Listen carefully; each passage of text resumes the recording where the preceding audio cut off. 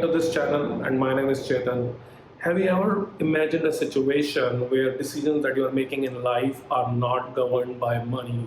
Let's take an example. You want to plan a trip where you want to go, and without looking at calendar for the cheapest flights available, you can just book right away the flights you want to take, even if it means right now.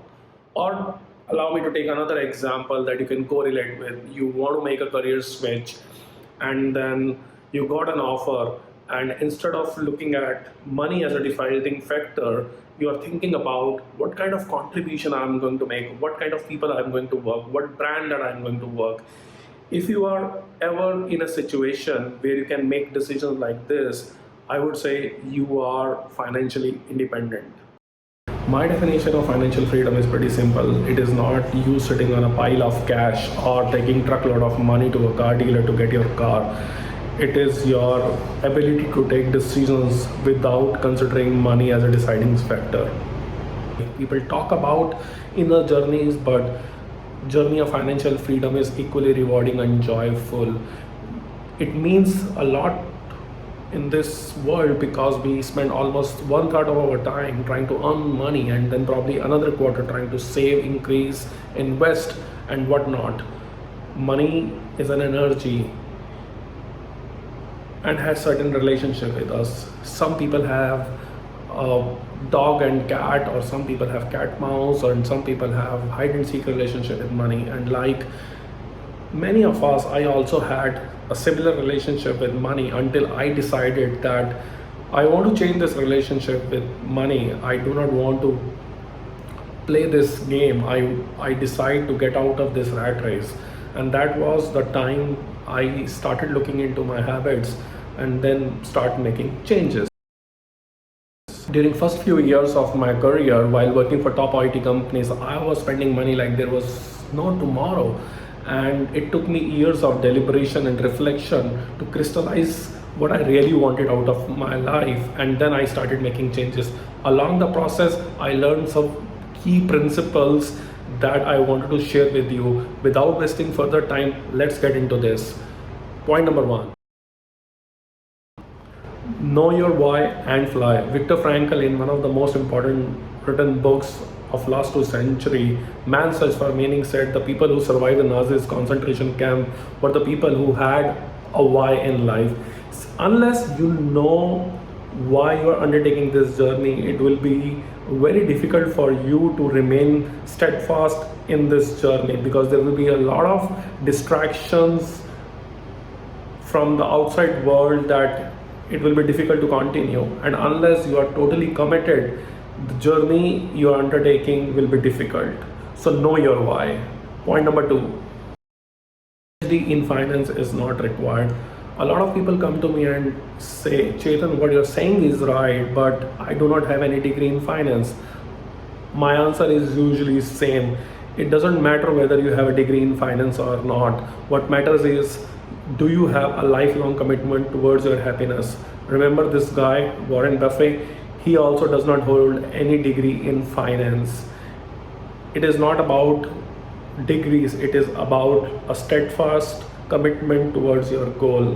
Which brings us to point number three, which is live like no one else so that you can live like no one else. This guy, Dave Ramsey, popularized this idea in one of his money podcasts that in order to fulfill your dreams, you have to probably for a while live like no one else is living, which means you have to live frugally for a while and cutting on some discretionary expenses. But the idea is that these decisions that you're making are helping you build assets which can buy your liabilities later, and you have to be very committed to live like no one else. Which brings us to another important point. Remember the golden rule. It doesn't matter how much you earn. What matters most is how much you are able to save and invest. See these two equations of prosperity on your screen. If you can remember these two screens, you are probably ahead already of 70 to 80% of the people. Assets is when your saving is greater than zero, and debt is when your expenditure is greater than your income.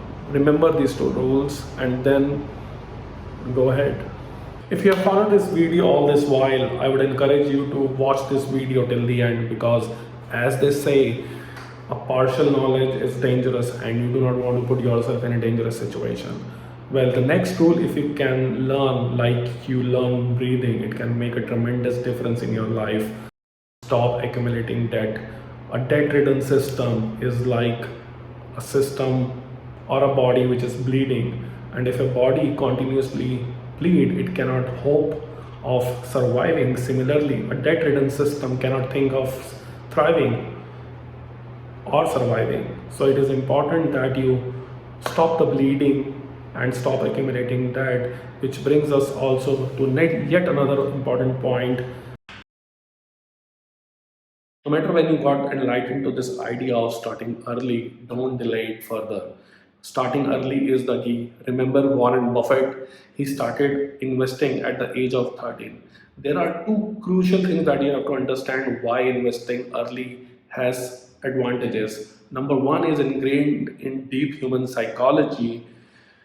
It is far easier to form habits when you are young. As they say, it is easier to mold a pot when the clay is wet. Once you have developed a certain lifestyle, it is far difficult to cut back on your expenses as compared to forming habits to save early in your life and then continuing on them. Number two is power of compounding. As Albert Einstein said, that compounding is the eighth wonder of this world. You cannot beat a system that is compounding from last 30 years by starting 10 years late and then investing large chunks of money to beat it. You cannot beat that system. That is why starting early is the key. Since now we understand why starting early is the key, let's try to understand one more important concept about habits of millionaires. Millionaires live next door to us. In his remarkable book, The Millionaire Next Door, Thomas Stanley has studied habits of hundreds and thousands of millionaires, and what he concluded was both groundbreaking and remarkable. Remarkable because this kind of study was never done in the history, and we never had faintest idea about the lifestyle, the habits of millionaires and how they live this life of being a millionaire. Groundbreaking because it completely shattered the entire notion that we have about millionaires being flashy, living in mansions, having big cars, and gave us complete reality of their lives. Self-made millionaires especially do not start off living in mansions right away. The word they live in simple houses. They first try to build their assets and use those assets to build their mansions. Unlike most of us who first invest in depreciating assets or liabilities like flashy cars or houses, especially a big one, making ourselves updated to latest gadgets. The verdict is simple and clear.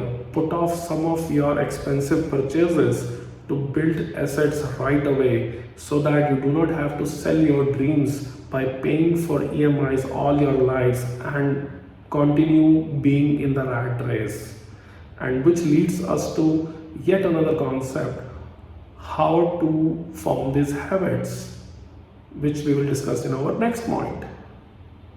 Everything we have discussed till now will not make sense until we start taking the first step. And what is that first step? The first step is by paying yourself first. Forget about purchasing a new flashy gadget or acquiring yet another depreciating asset or liability. Instead, start opening a recurring account and invest 10% of your salary. This habit is again making use of one of the most important human psychology or behavior that we humans have, which is we tend to fulfill our commitments and obligations, especially the financial ones.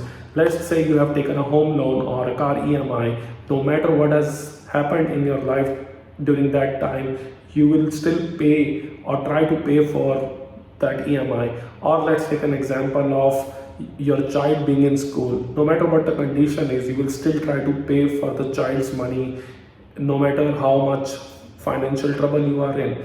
So utilizing the same human psychology by creating saving also as a obligation in our life, we will tend to save money, and by investing 10% of your money in recurring account every month, you will tend to form this habit.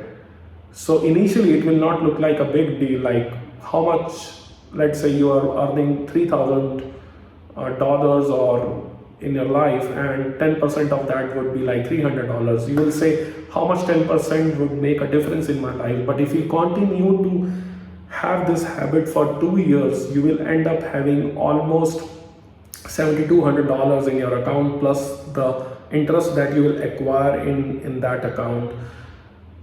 This will become very important as a first milestone while you're trying to build this habit. Save and then spend, not vice versa. Most of us have this habit of getting hands on our money and then spend it and trying to save whatever is left with. And most of the times what is left is nothing. You have to change this habit, you have to change this pattern. If you keep doing what others are doing, you will keep getting the kind of results what others are getting. And in order to get new results, you have to change your actions and habits. It is okay to say no following new trends happening in this world. It is okay to not getting addicted to acquiring the new electronic gadget happening in the market. Instead, it is okay to say yes to your dreams and this road to financial freedom. There is no point number 10, but this leads us to end of this video. But before I conclude, I want you to be aware of 3 important words while you are undertaking this journey of financial freedom. These 3 words are patience, persistence, and perseverance. While you are on this journey, you will feel like giving up or not liking this change in this lifestyle, but don't lose heart and continue going. Every effort you are making to make your life financially free will be rewarding. It is a journey which is worth undertaking, and I can assure you your future lifestyle will be better than what you are going to sacrifice right now, or probably what you are living right now. Financial freedom is not an end, it is just a means towards a rich, happy, and liberating life. A happier life is our target.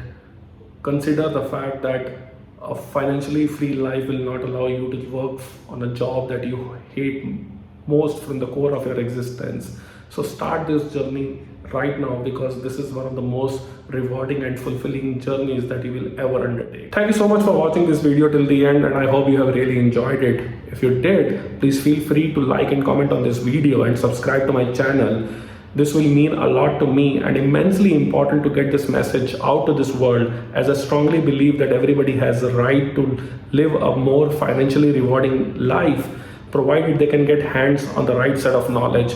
So thank you so much. Until we meet again in my next video. Ciao.